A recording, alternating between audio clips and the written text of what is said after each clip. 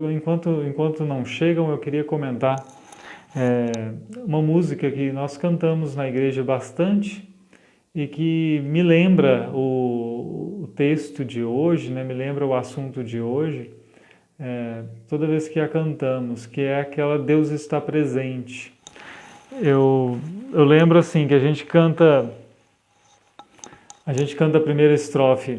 Deus está presente, Pai onipotente, a seus pés nos humilhemos, servos consagrados, ante Deus prostrados, reverentes o louvemos. E aí vem a parte que me interessa muito. Seu Mário Geraldo, boa noite. A parte que me interessa muito é essa aqui, ó. Com amor salvador, invisivelmente Deus está presente. A gente canta, né? Com amor salvador, invisivelmente Deus está presente. E aí na segunda estrofe a gente canta: Cristo está presente, bênção permanente, do seu sangue recebemos. Com seu sacrifício fez o Pai propício e perdão inteiro temos. E aí vem a parte que me interessa também, né? Que a gente canta igualzinho que a gente cantou na primeira estrofe. Padeceu e morreu, obedientemente, Cristo está presente. Mas tem uma diferença aqui, que é o seguinte: na primeira estrofe a gente canta, né? Com amor salvador, invisivelmente Deus está presente. Esse invisivelmente, esse advérbio, está ligado ao Deus está presente. Tanto é que a gente pode inverter, pode dizer assim: Deus está presente invisivelmente. Na estrofe que a gente canta de Cristo, embora a gente cante igual, não funciona igual a estrutura da frase. Que a gente canta assim, ó: padeceu e morreu, obedientemente Cristo está presente. Mas a gente não pode inverter e dizer assim: Cristo está presente obedientemente. Não, porque o obedientemente está ligado não ao Cristo está presente, mas ao padeceu e morreu. Ele padeceu e morreu obedientemente, e aí ponto final, tanto é que na letra, no inário, né, na primeira estrofe ali é uma vírgula, invisivelmente, vírgula, Deus está presente. E aqui padeceu e morreu obedientemente, ponto, Cristo está presente. Isso tem a ver com o assunto de hoje, né? Para lembrar que essa obediência de Cristo, esse Cristo estar obedientemente, acontece não agora, né? não na presença dele entre nós hoje, mas aconteceu no momento específico em que ele esteve entre nós, né? Humanado.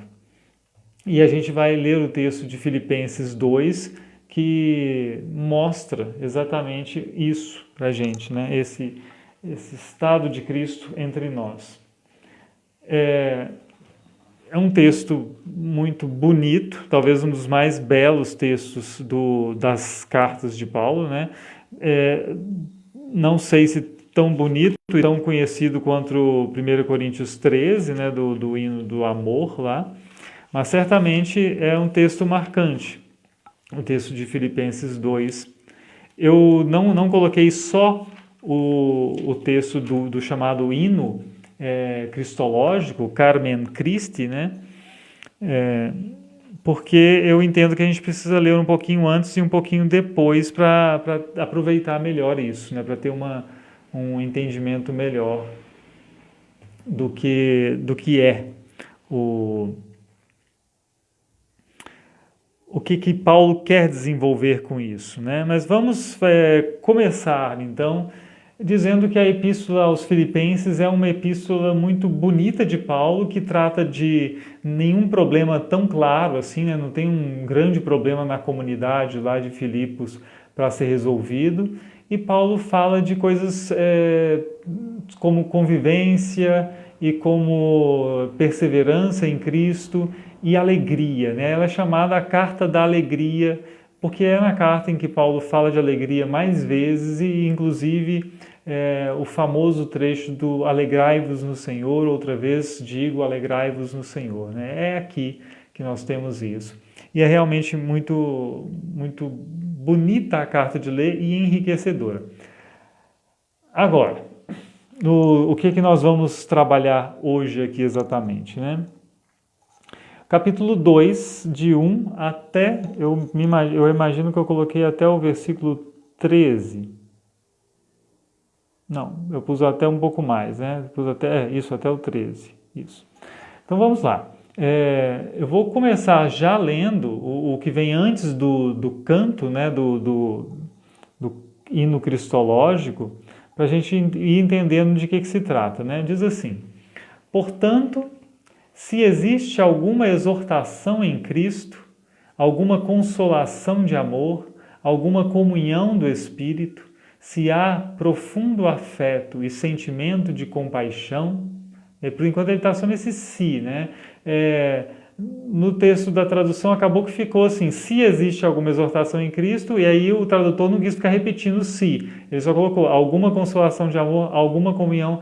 No texto original é uma repetição de se aqui, se existe alguma exortação em Cristo, se existe ou há alguma consolação de amor, se há comunhão do Espírito, se há profundo afeto e sentimento de compaixão, é uma corrente de si, né? E depois vem o que vem depois disso aí, né? Depois dessa série. E esses sis aqui, né? Se isso, se tem aquilo outro, me parece que Paulo não está questionando se realmente, será que tem consolação aí? Será que tem consolação de amor? Será que tem exortação de Cristo? Ele sabe que há na vida dessa igreja tudo isso, né?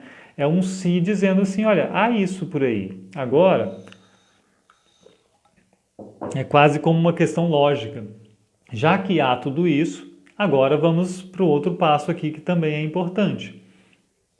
E eu queria, por exemplo, aqui, né, essas expressões que é bonita, né, essa exortação em Cristo e não simplesmente uma exortação qualquer, há uma consolação do amor, que é o amor consolando, né, essa exortação do amor é o amor como sujeito dessa consolação, o amor que consola as pessoas nessa comunidade.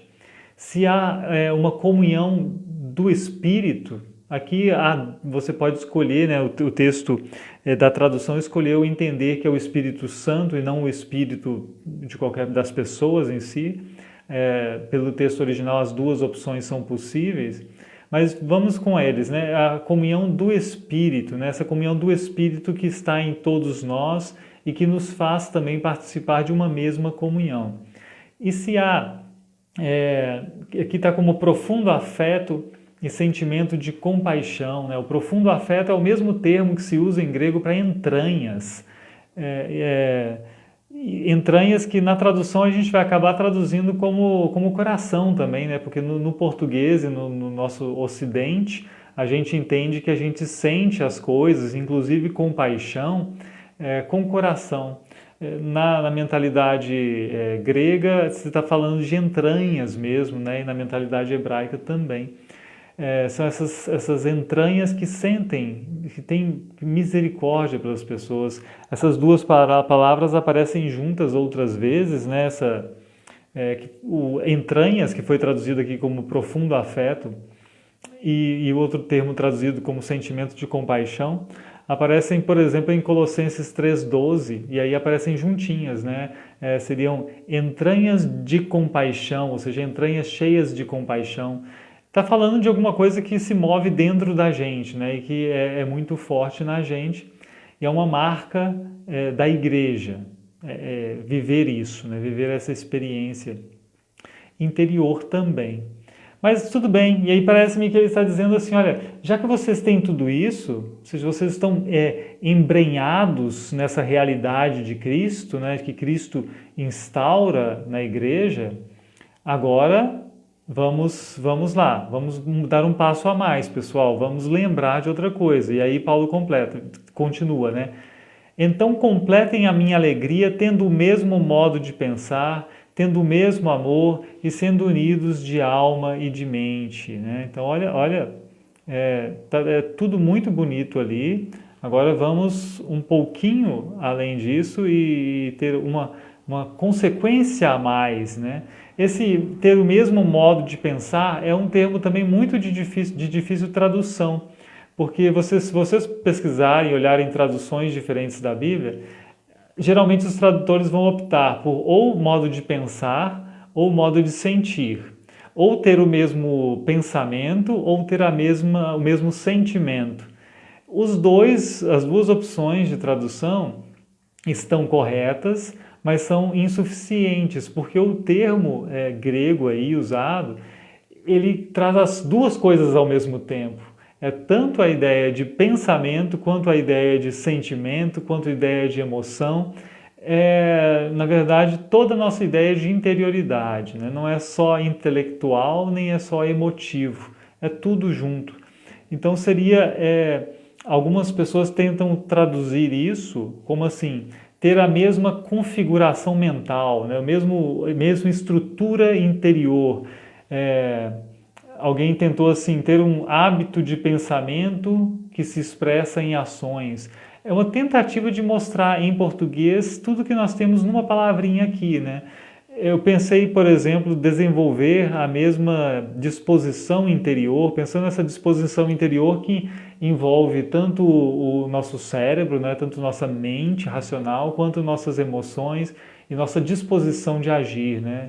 Então, é isso que ele está convidando as pessoas a fazerem, né? Completem a minha alegria, de modo que tenham essa mesma disposição interior por completo, que o interior de vocês esteja em harmonia, né? Que sejam semelhantes um dos outros na disposição, nos sentimentos, nos afetos, no entendimento, que vamos todos então numa mesma direção, né? Tendo o mesmo amor também, e aí vai concluir, né?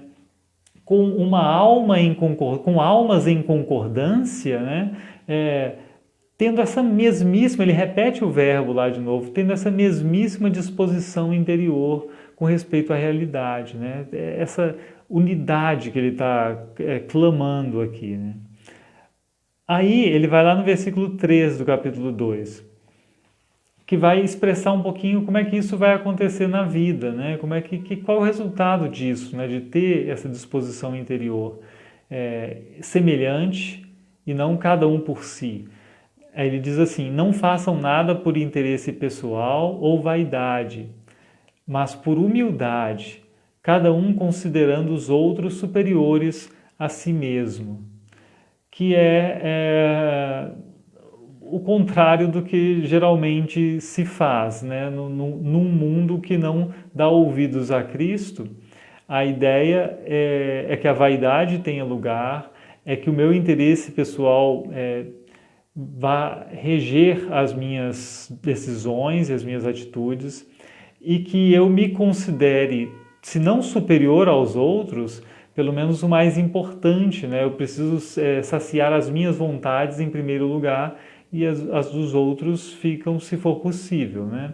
E aí Paulo continua ainda, não tendo em vista somente os próprios interesses, mas também os dos outros.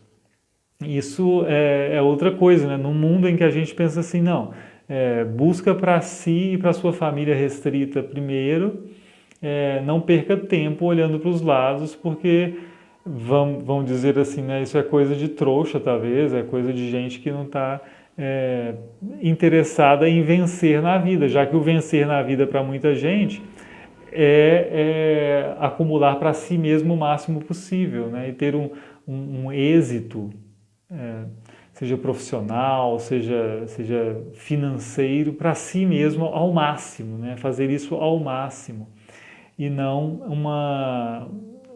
o que Paulo propõe aqui. E aí o que ele propõe aqui é como é que ele vai introduzir agora o canto cristológico, o hino cristológico, dizendo assim: tenham entre vocês o mesmo modo de pensar. Aqui, de novo, o modo de pensar é essa disposição interior que envolve mente, envolve coração, envolve racionalidade, emoções, tudo, né? Tenham uma concordância, façam da mesma forma, o mesmo modo de pensar de Cristo Jesus.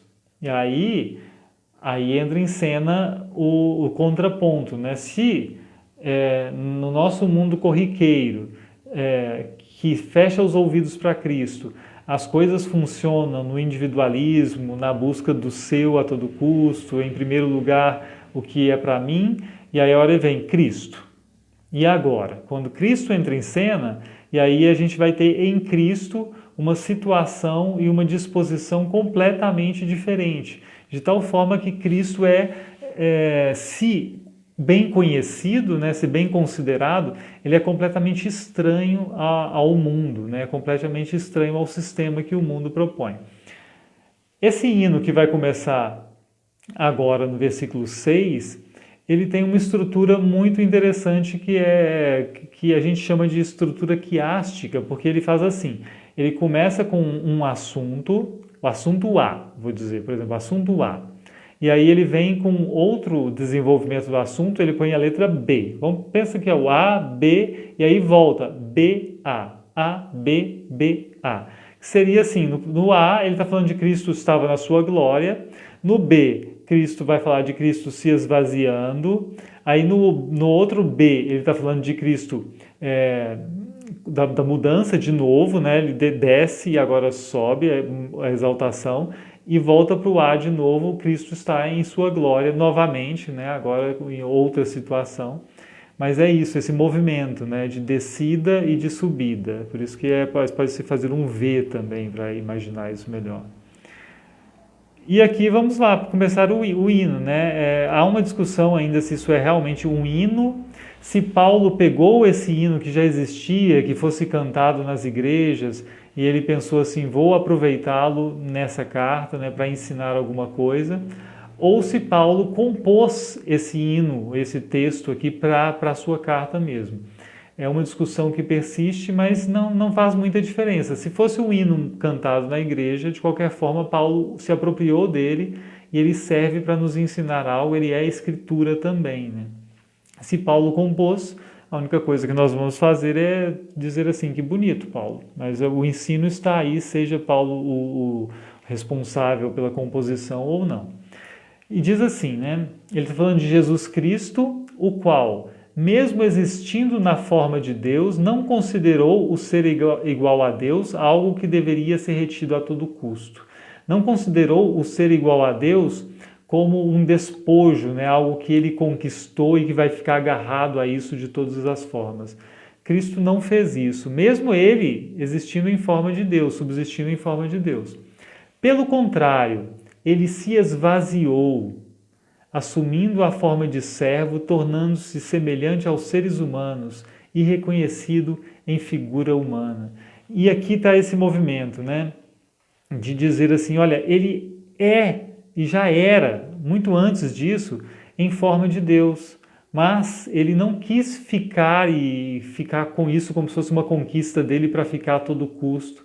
Mas ele se esvaziou. Esvaziar-se é um tema teológico muito importante, o esvaziamento de Cristo, que ele abre mão dos seus atributos, do uso pleno de seus atributos, da demonstração de sua majestade, da exposição de sua glória tal qual para poder estar encarnado, né? Para poder habitar entre nós e viver como um ser humano, habitando entre nós simplesmente. Isso é muito bonito de Cristo, né? Muito bonito esse movimento de Cristo.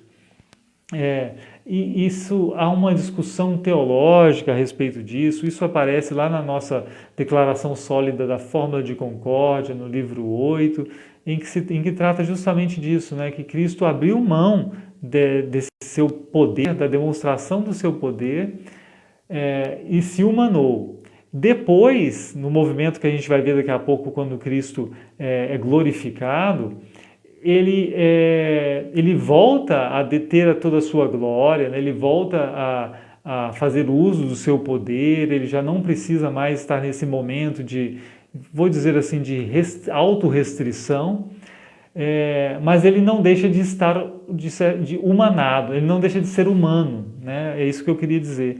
Ele se esvazia e se faz humano.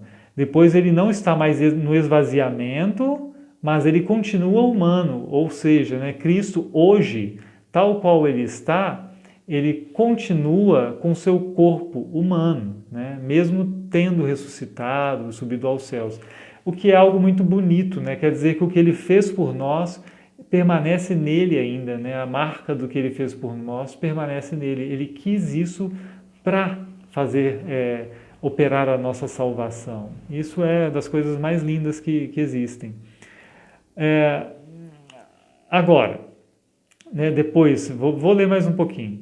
Por isso também Deus o exaltou sobremaneira e lhe deu o nome que está acima de todo nome.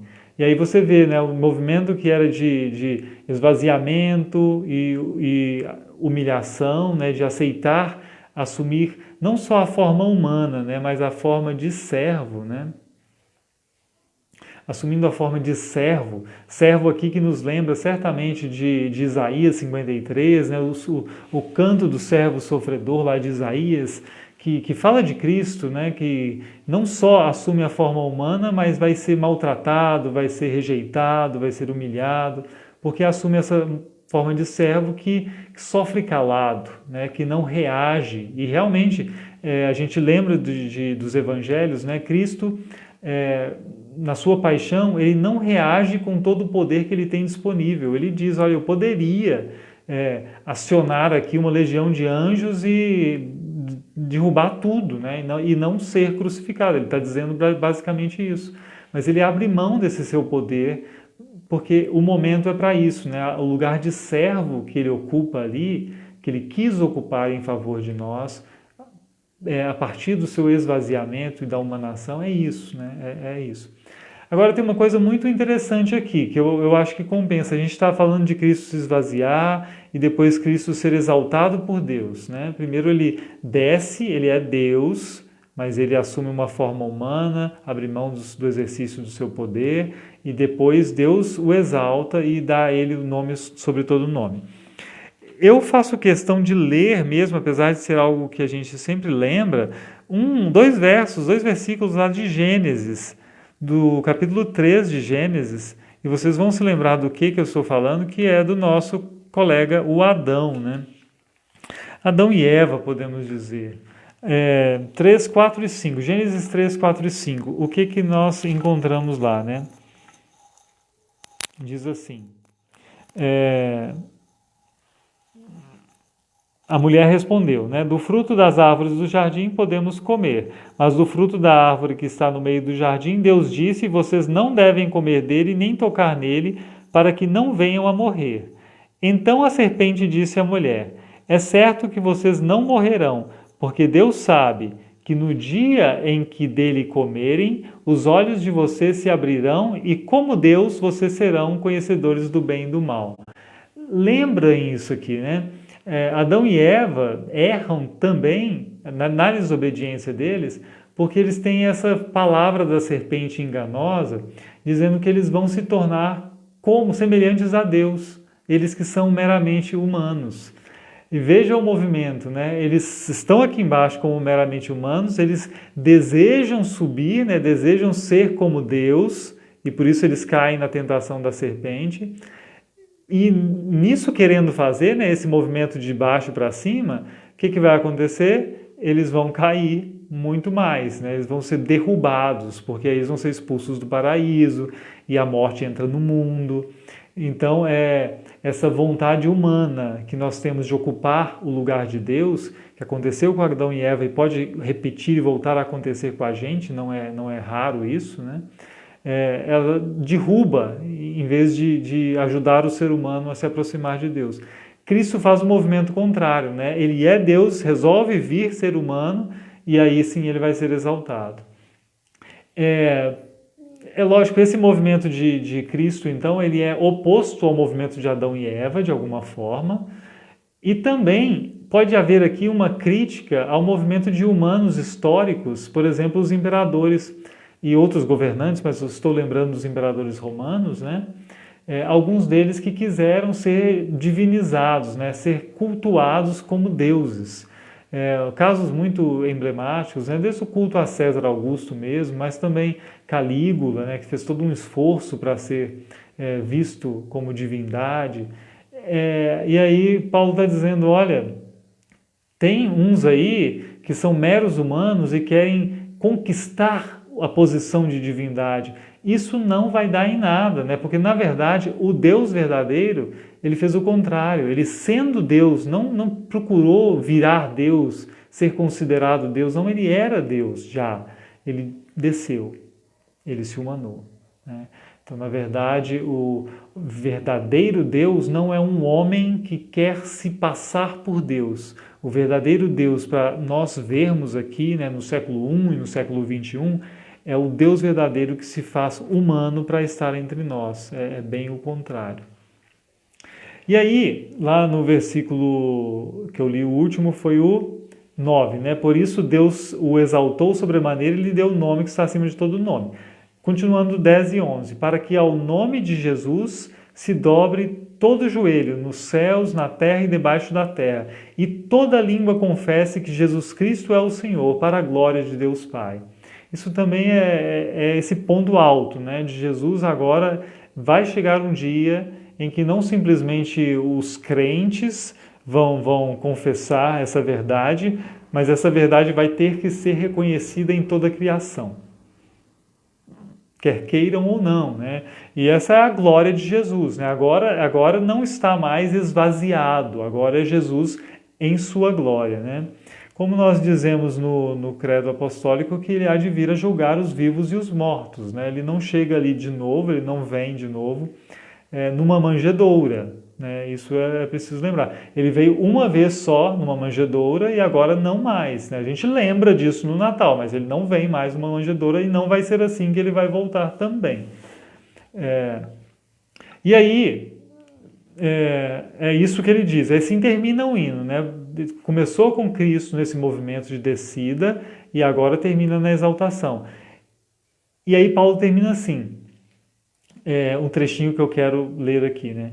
Assim, meus amados, como vocês sempre obedeceram, não só na minha presença, porém muito mais agora na minha ausência, desenvolvam a sua salvação com temor e tremor, porque Deus é quem efetua em vocês tanto o querer como o realizar, segundo a sua boa vontade.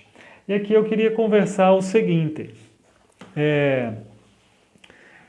Primeiro, essa questão da glória, né? Da glória de Deus, né? Agora Cristo está na glória. Antes, Paulo tinha dito que os filipenses não deveriam viver em vanglória, né? Eles não deveriam fazer nada por interesse pessoal ou vanglória, que traduziram como vaidade, mas a palavra vanglória é excelente, porque ela mantém a ligação com glória, né? Eu acho essa estrutura toda muito, muito significativa, porque ele começa combatendo essa nossa tendência humana à vanglória. Vanglória é uma glória vazia, é uma glória sem conteúdo, né? Uma glória artificiada, né? Nós fingimos ser algo que nós não somos. Em grego isso é interessante porque o esvaziamento é kenosis, a palavra. Kenosis é o esvaziamento. E a vanglória é kenodoxia. Keno é a mesma palavra do kenosis, é a mesma raiz, de vazio, uma glória vazia. Então ele fala da nossa glória vazia, fala que Cristo se esvaziou, ele que tinha a verdadeira glória, e no final ele está ali em glória novamente, né? Esse é o movimento que a gente deve acompanhar em Cristo e que nos ensina alguma coisa, né? Nós devemos também participar disso, nós devemos também viver isso em nossas vidas. E não insistir nas nossas vãs glórias, nas nossas glórias vazias. Esse trechinho aqui eu acho muito importante quando ele fala assim, que Deus é quem efetua em vocês tanto o querer quanto o realizar. E eu pretendo ler para vocês o que se diz disso nos nossos escritos confessionais luteranos, né? Tem um momento em que eles aproveitam esse versículo. E ele é importantíssimo, diz assim, e Paulo em Filipenses 2 diz, porque Deus é quem efetua em vós tanto querer como realizar segundo sua boa vontade. Essa passagem amável é muito confortadora para todos os cristãos piedosos que sentem e experimentam no coração uma pequena centelha e anseio pela graça de Deus e a salvação eterna, pois sabem que Deus acendeu esse princípio da verdadeira piedade em seus corações e que Ele quer continuar a fortalecê-los e ajudar-lhes na grande fraqueza para perseverarem na fé verdadeira até o fim. Isso aqui lembra, né? Lembra a partir de Paulo que é fato, nós temos essa vontade de servir a Deus, essa vontade de vivenciar isso que Cristo nos mostra e que Cristo faz, mas nós somos fracos ainda, né? E aí os confessores aqui da Fórmula de Concórdia e também aqui Paulo estão dizendo assim, olha, nossa imperfeição persiste, mas não percam a esperança e não percam de vista que essa vontade que vocês têm de viver como Cristo não é de vocês. Deus colocou essa vontade, esse querer foi colocado por Deus. E Deus trabalha nesse querer também e Ele quer completar isso e Ele vai completar isso. É claro que o fato de que Deus vai completar isso não impede Paulo também de motivar essa comunidade dizendo, desenvolvam a sua salvação com temor e tremor. Né? É uma coisa que a gente fica assim, nossa, mas não é Deus que faz? É Deus que faz, mas nós temos esse lado de querer, nós temos esse lado de participar, de vivenciar isso no dia a dia, né?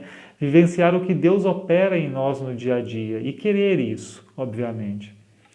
Aí temos uma pergunta que eu me proponho aqui, que é a seguinte, que se faz, né? Não sou eu que estou fazendo. Esse texto de Filipenses 2, esse hino que fala de Cristo, essa coisa maravilhosa, é sobre doutrina ou é sobre comportamento? Ou seja, ela é mais uma lição sobre Cristo ou é mais uma lição sobre nós, como nós devemos proceder? E aí, alguns respondem assim, não, o contexto aqui da carta deixa claro que Paulo está querendo convencer as pessoas de um certo comportamento. Então, o objetivo é ético, é comportamental. Mas outros vão dizer assim, não, mas olha o que ele fala de Cristo de uma forma tão profunda.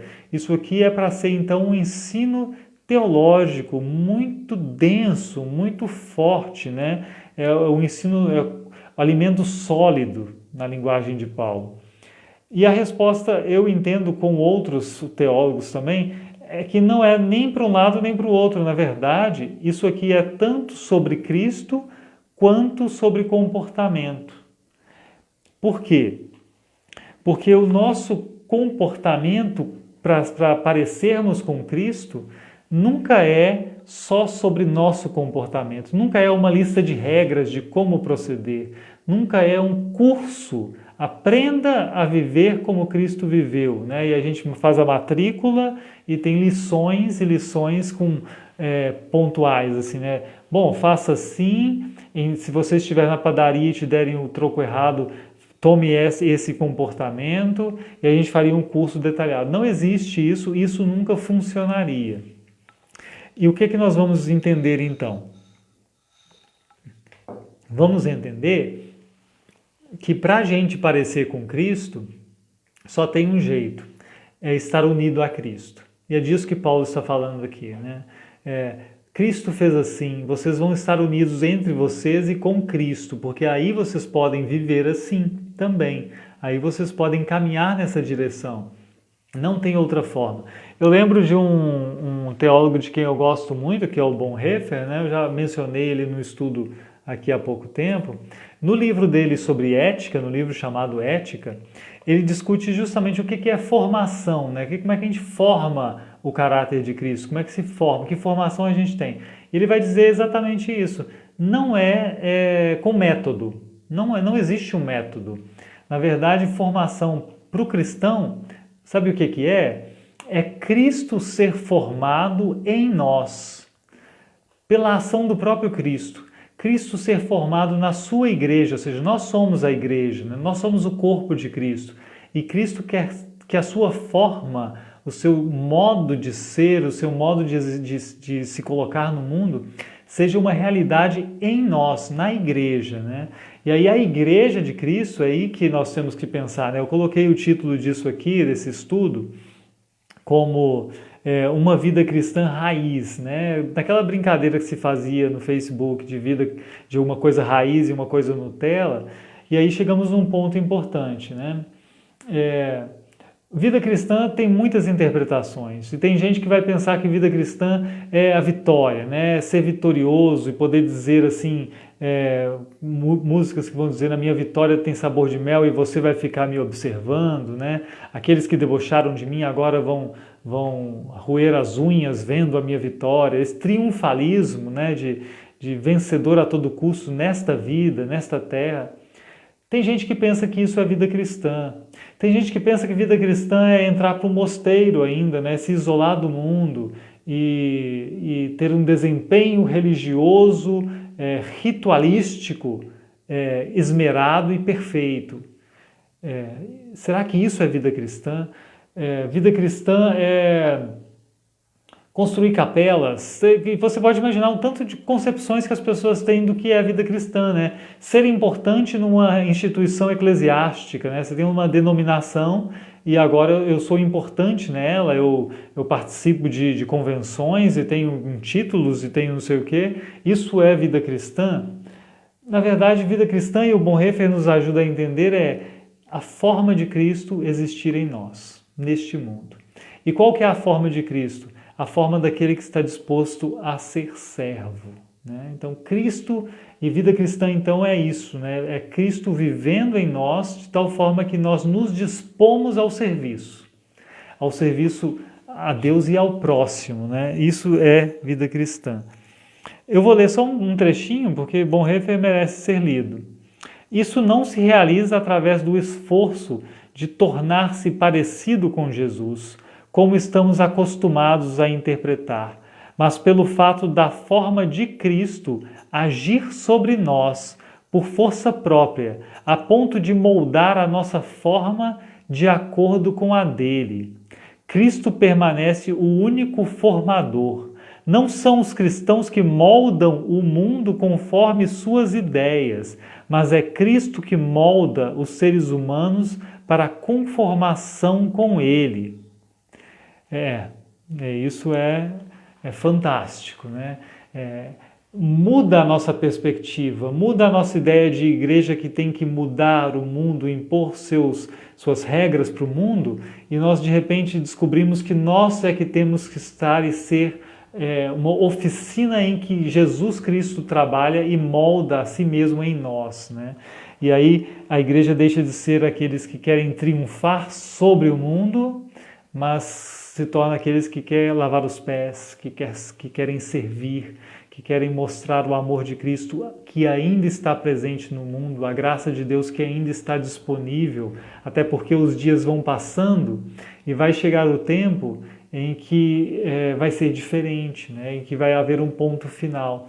Enquanto estamos neste tempo, nós queremos isso, né? Nós queremos a igreja sendo isso que ela é para ser. E isso é de uma beleza sem fim, né? Mas isso não é teórico também, eu queria dizer isso, né? Isso não é teoria, não é abstração, assim, é muito concreto. Da mesma forma que Cristo se humanou e esteve aqui como um nazareno, carpinteiro, que tocava nas coisas, que comia, que conversava, como humano que a igreja também não é uma abstração, né? A igreja é um corpo em movimento, que assume o lugar, é corpo de Cristo mesmo e age no mundo, né? Nós agimos entre nós quando nós choramos uns com os outros, quando nós nos importamos com uma pessoa que está em luto, quando nós nos importamos com alguém que passa necessidade. Isso é o corpo de Cristo. Não necessariamente, e aí é outro estudo que nós vamos fazer em breve, né? Não necessariamente a ideia de fazer pelos de fora com vistas a que eles venham para dentro, com uma ideia missionária, de agir com amor só com vistas à missão. Agir com amor porque Cristo ama, né? Ponto final, né? Depois a gente vai pensar em outras coisas, mas primeiro agir como servo porque Cristo é servo e Cristo vive em nós, e Cristo faz com que nós nos conformemos a Ele. E aí a gente pode ler de novo assim, né, o hino aqui cristológico e pensar assim: essa disposição de se esvaziar, de não se preocupar com as próprias coisas, de não querer manter para si o máximo que se tem, como nós queremos muitas vezes, mas se abrir para o serviço ao outro, ela é praticamente impossível para o ser humano, a não ser que ele esteja unido a Cristo, né?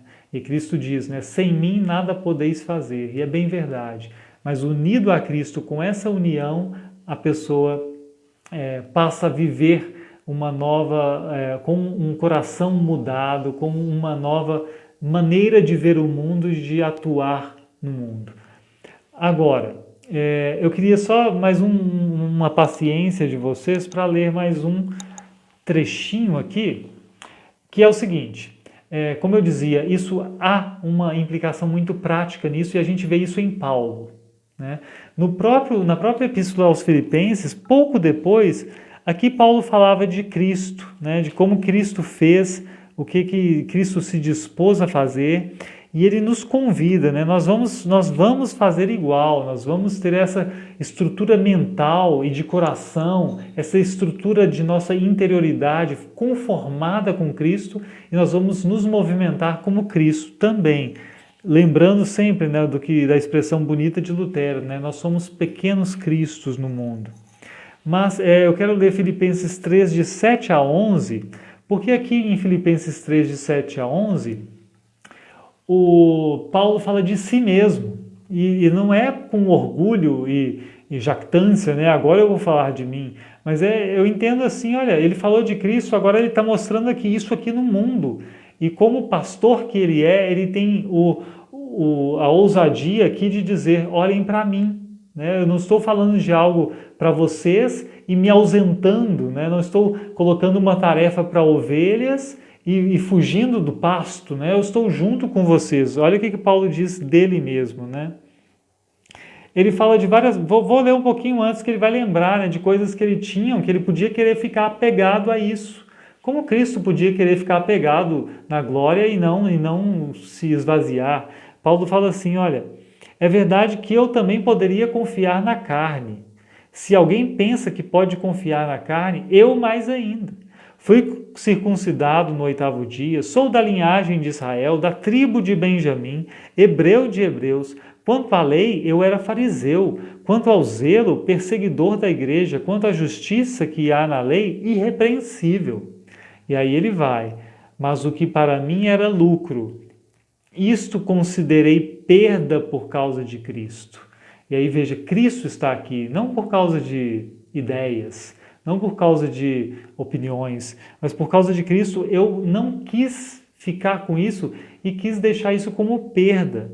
Na verdade, lá no versículo 8 do capítulo 3, considero tudo como perda, tudo, por causa da sublimidade do conhecimento de Cristo Jesus, meu Senhor. Lembra lá que no capítulo 2, no final do canto, ele dizia assim que toda língua confessará que Jesus Cristo é o Senhor. Aqui ele já está falando, eu mudo a minha vida, eu mudo a minha concepção, porque eu já estou nessa, né? Eu já sou desses que confessam a Jesus como Senhor, não lá no final por obrigação, mas por agora, porque eu já estou nesse âmbito de Cristo vive em mim.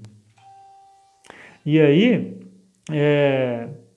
por causa dele, de Cristo, perdi todas as coisas e as considero como lixo para ganhar a Cristo e ser achado nele, não tendo justiça própria que procede da lei, mas aquela que é mediante a fé em Cristo, a justiça que procede de Deus baseada na fé.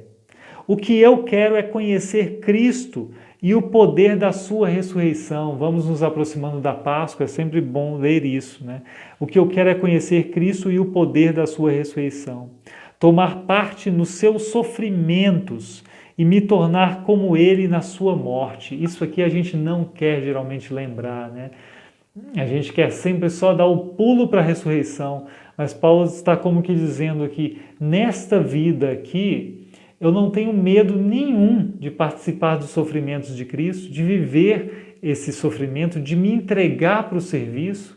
Eu não tenho medo nenhum porque eu sei o que vem depois, porque eu sei o que é de muito maior, e quando eu contemplo a grandeza do poder da ressurreição de Cristo, que me é dada também, eu não tenho ressalvas em mudar a minha vida toda, se preciso, para servir a Cristo. Para de algum modo alcançar a ressurreição dentre os mortos. E aqui é isso, né? É uma questão que pode se pensar como de prioridade. Prioridade nesse sentido, quando Cristo vem e se faz em minha vida e conforma a minha vida, lógico, isso não individualmente, mas na igreja, né? Conforma a minha vida como igreja que eu sou, ao que Ele é, eu já não vou ver as coisas e me apegar às coisas como antes mesmo, porque a ressurreição ocupa um lugar que não é um lugar de ser lembrada uma vez por ano na Páscoa, que não é algo de domingo ser dito na igreja, no credo apostólico simplesmente, mas é algo que muda a minha vida como um todo. Para aproveitar o Bonhoeffer, que o livro dele está na minha frente, Bonhoeffer tem um jeito de expressar isso que eu acho muito bonito. Ele fala das últimas coisas, que são essas coisas da justificação, da ressurreição, do novo céu e nova terra, isso tudo que Deus faz e que se concretiza finalmente no último dia. Ele fala assim, porque tem essas últimas coisas de Deus, tudo que nós vivemos hoje se transforma em penúltimas coisas. Então, quando nós nos conformamos a Cristo por obra de Cristo mesmo em nós, que realiza tanto o querer quanto o realizar, nós passamos a ver o que nós temos como penúltimas coisas e não como as coisas últimas em si, não como as coisas definitivas. É isso que é para ser dito, né? O que nós vemos aí não é definitivo. Eu vou dizer assim, que bom que não é o definitivo, né? Porque isso também significa que morrerem milhares de pessoas por dia por um vírus não é algo definitivo também, não é a realidade final do mundo. Existe uma realidade a mais, existem as últimas coisas que Deus providenciou em Cristo para nós, que Deus providenciou para este mundo, reconciliando o mundo consigo mesmo e já preparando tudo para o novo céu e nova terra, né? E essas últimas coisas fazem a gente olhar para este mundo agora e dizer, não tenho medo de viver neste mundo, porque o que vier vem, mas eu quero permanecer com Cristo, porque com Cristo eu tenho algo muito maior. Então eu posso enfrentar essa realidade sem tentar me preservar ao máximo, no sentido de me fechar e não abrir o meu coração para o que está fora, para as outras pessoas, mas eu vou me dispor a servir, né? Eu não vou me agarrar, por exemplo, a todos os recursos que eu tenho disponíveis, como se a minha vida dependesse disso, como se eu fosse conquistar uma eternidade arquitetada com as minhas próprias forças, porque eu sei que isso não vale, isso não é. Então eu me abro para o serviço, então eu me disponho a me esvaziar e a viver como um cristão, né? Como um seguidor de Jesus. Um cristão é isso, né? Uma pessoa que está sendo formada por Cristo, na forma de Cristo, junto da igreja como um todo. Em linhas gerais, é essa a reflexão que eu julgo, para mim, muito importante a partir deste texto hoje. É um texto praticamente inesgotável, né? Sempre há o que ler de novo e pensar de novo e encontrar detalhes que nos enriquecem e nos edificam, né? Em todos os momentos do texto. Mas eu acho que, sendo muito simples, isso é o que me parece bom de se pensar hoje, né? Nós temos disponíveis para nós uma série de vãs glórias, né? De glórias vazias. Cristo se esvaziou para que a gente não precisasse se contentar e se iludir mais com glórias vazias, mas que para a gente poder participar e ter comunhão com a glória verdadeira de Deus. E assim nós vivermos a glória de Deus significa também vivermos o lugar de servo neste mundo aqui. É isso. Eu acho que é uma reflexão útil para a gente ter na Quaresma. Eu acho que é uma reflexão útil para a gente avaliar o coração na Quaresma, para a gente olhar já, levantar os olhos e ver ali, chegando a Sexta-feira da Paixão daqui a pouco, e já também lembrar da esperança da Páscoa.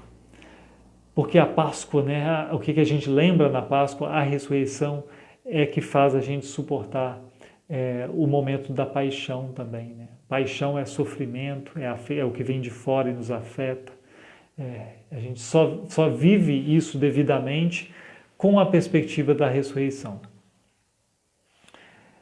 Então, eu acho que há pessoas por aí, eu sei que eu tenho que dar boa noite, mas vocês estão comedidos hoje em comentários, né? Eu vou dar boa noite aqui para quem eu não cumprimentei ainda.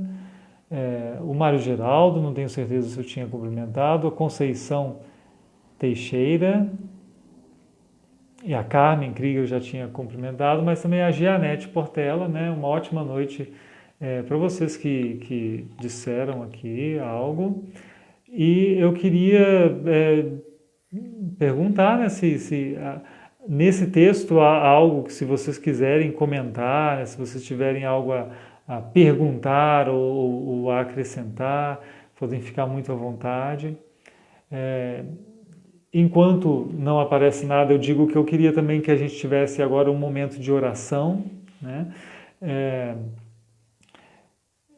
Sempre, se tiver motivos de oração, mesmo que eu não leia agora, podem escrever aí. Eu tenho o costume de ter um momento de oração pela manhã e eu sempre gosto de ter os motivos de oração, né? Até para ter uma conversa com Deus, assim, ter o que dizer, mas é bom lembrar das necessidades dos amigos, dos irmãos e das irmãs. E então nós oramos pelo nosso país, pelo nosso mundo, né? Pela situação difícil que enfrentamos, agradecer a Deus pela oportunidade de estarmos aqui, né, de não estarmos num hospital agora, de estarmos bem e tendo esse tempo de reflexão, esse tempo de contato com a rica palavra de Deus. Boa noite, querida Yara Tim, né, lá de Porto Alegre, e Andréa Hafner também, boa noite. E vamos nos unir em oração também, cada um onde está, no mesmo espírito, né? No nosso texto começou lá falando se há uma comunhão do Espírito, né? Que bom que nós temos essa comunhão do Espírito, nós temos em nós o mesmo Espírito. Então oramos assim.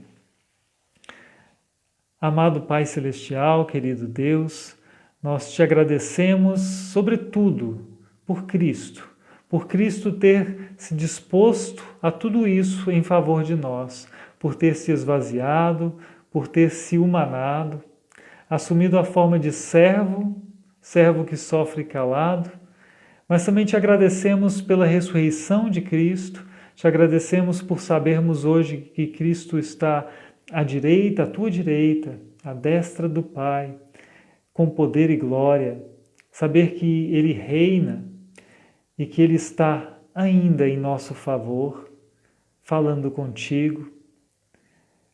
Te agradecemos porque sabemos que o sangue de Cristo ainda é válido para nós e ainda nos purifica de todo pecado. Por isso nós podemos agora também pedir perdão e dizer: Senhor, nós somos falhos e imperfeitos na própria vida cristã. Mas nós queremos caminhar, queremos que o Senhor haja em nós, formando Cristo em nós, como igreja que somos. E queremos também não ter receio de sermos servos servas do Cristo vivo aqui nesta terra. Isso também é uma bênção para nós e nós nos alegramos com isso, Senhor. Por isso te agradecemos, por isso te louvamos, por isso te engrandecemos, mesmo neste momento em que também clamamos a Ti por aquelas pessoas que estão hospitalizadas, por aquelas pessoas que estão em luto, por aquelas pessoas que sofrem de ansiedade e grande medo, um medo bem justificável. Mas sabemos que algumas pessoas se desesperam nesse momento e precisam da Tua palavra, do Teu consolo, e precisam da Tua igreja chegando com a presença do Senhor. Que possamos também, ó Deus, alcançar as pessoas onde elas estão, que elas possam ter novamente a alegria da Tua salvação, mesmo em meio a este mundo que parece um mundo de sombra da morte. Em nome de Jesus Cristo, assim nós colocamos diante de Ti nossa alegria, nossa esperança e nosso clamor. Amém. Muito bem, que Deus abençoe cada pessoa que aí está nos acompanhando agora e também aquelas que têm o hábito de ver e acompanhar o estudo posteriormente a partir da gravação. Deus abençoe todos vocês. Raquel, obrigado também pela presença. E nós nos vemos na semana que vem, se Deus quiser, neste mesmo horário, às 8 da noite, aqui na página, né? Com o estudo que vai ser o estudo ministrado no domingo também, aqui na Igreja Luterana em Miguel Pereira. O texto do Evangelho do próximo domingo, que tem uma relação bem próxima com isso que nós conversamos hoje, né? Mas Deus abençoe e um grande abraço e até a próxima.